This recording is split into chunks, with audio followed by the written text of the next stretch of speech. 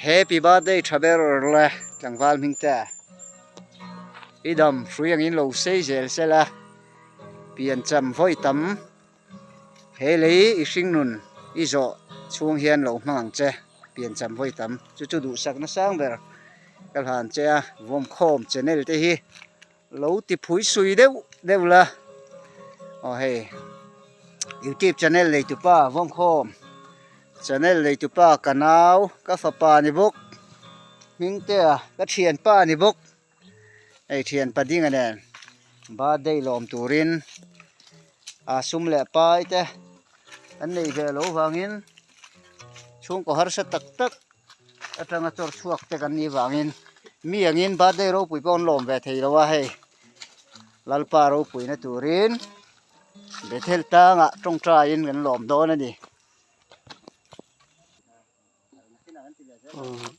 chen pavon sele tai te a ming te birthday ne vein hi hey stepanon chome kani an dress pon khop mai dress ko hi fu khop mai dress ko the shoot tenen kal thap mai ming te phei chu chen pa la hi sneaker nen in bị urusun khóc mấy môi hai khóc mấy lấy còn này hi oh hey la vom khom channel nei tu pa youtuber tangwal ming te an ya hei in lo subscribe ve ka nga in lo like ka nga in lo comment nga in lo share bok don ya school te kan kal sang lawa subscriber ani kan lam dan te poi moi lutuk longa ma chen lo se thiam don ye report pe tu hi ka phing em big lo hei english lam te hi kanal vak lon hei vom khom channel nei tu pa ming te hi in lo like ve ka comment share te theyang kha subscriber zong ten in lo te ngai lo share sa ka nga in lo subscribe le zel bok nga lati lo te pon ti kha an han som bok ani e Hola, hey, với ní có chiên zara cùng sòng bạc quá, anh lâu tính về tới đấy mai bạc chiên đến suối na, rồi vui hết mai, thì thút thì rằng muốn nó gắn lại với nhau hiền, bạc chiên rau bùi xìa gắn nó lằng hết mai, hey, với nhà hiền, giá chiếu nó hết mai là bạc chiên đến suối này rau bùi cái gì em mà vàng in, hey, thì hiền cần nào không in, trong trai răng bị theo răng là cái sầu vén đi với những trong trai nó sẽ bộ bát thiên như này nên thằng nó sẽ bộ con này đâu na đến cái video tới hi không ai tất in cả cái u cái tiền lo ha cái lo xâyตัว subscribe te share te comment te po mình upek sak pula te kan du le mai cái này cái mất sada kan soi anh đâu kan mà đâu kan soi đâu kan lệ khác đấy kan zir sang lâu kan thiam này te poi sang lâu em à chú tùy luôn trên này bát thiên ra là lòng thú con sỏi đồ bốc chú tiếng lâu đâu chú min cái channel te subscriber xin khát te cái này cái anh ấy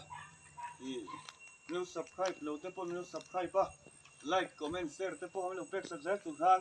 em som bốc chú này tôi này kan tu ra là thì cái video te po karon tilang ra luôn nha với những cái bát thì đông nam thì sẽ có một cái theo cho anh cái là thiên với cái bát đầy pollen cái vai bùn bùn này đi cần chia về anh em giờ mình cũng sử dụng các thùng cha thùng dầu hiện này chia ra mi ở là cha hàng xe thứ đâu có lấy thuộc ít việc nào đâu chúng tôi đi làm xe thì với nên bát thiên đi gần ở bên ngoài em mà mi ở là cha hàng xe thứ đâu quý lấy thuộc ít việc nào chúng tôi đi làm xe thì với nên bát thiên cần ảo mà chú thiếu hình thuộc lệ râu quý là hình thuộc chú bát thiên hiện mình bụi tiền là đúng gì với nên bát thiên thì cần đầu tầm với mỗi em mà bát thiên cần đầu tầm chuan cái mà đi bát thiên thì thiếu râu quý là hình thuộc cần là hiện nán đầu chú với nên hiện ta mi cho mình bụi tiền đó này thì khác ta sẽ dùng bốc anh này ta dùng khác hắn bát thiên tôi chia rồi ta sử em mà trong cái bát thiên nó sẽ bắt ta thở mà thì sống sạch cho nó xe amen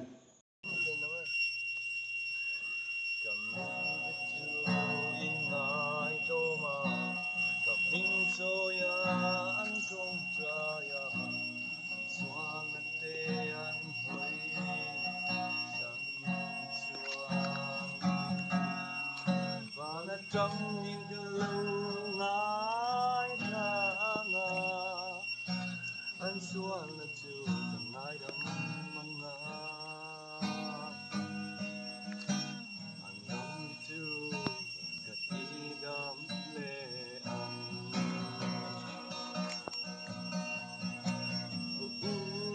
lal pa nên ai kia răng cần rong chiếc tô nu tình thờ lệ tu đình xoang thuốc pha cho in ama về lắng lal ban có về nên đi ra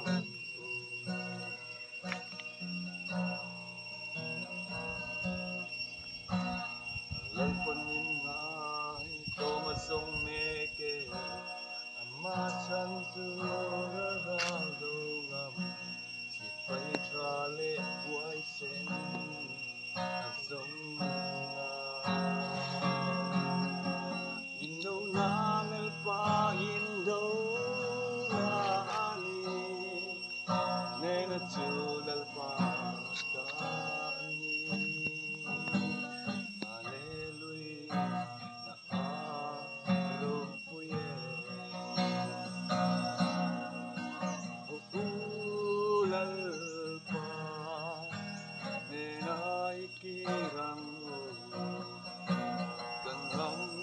chiếc tô tình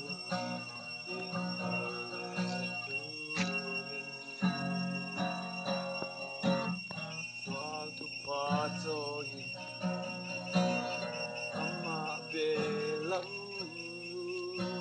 nơi phân có về nên kia ra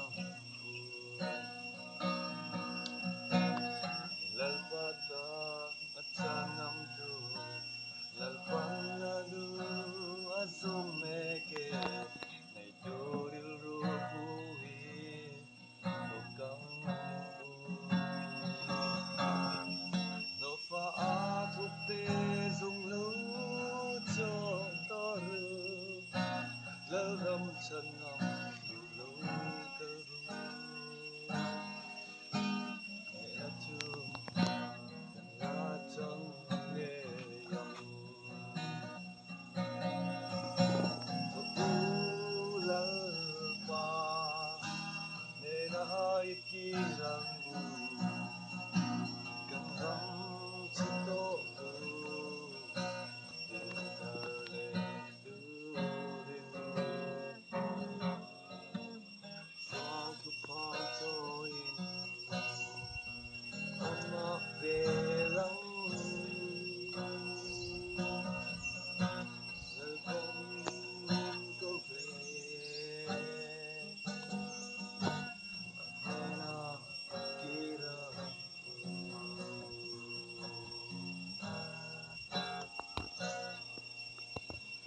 hay birthday ni to pa tlangwal ming te age lal ming chana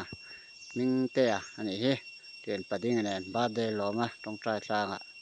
tong trai te pathian fakna la sa ten a birthday ting lo takin kan lom sakani pathian in mal som zel ro se ming te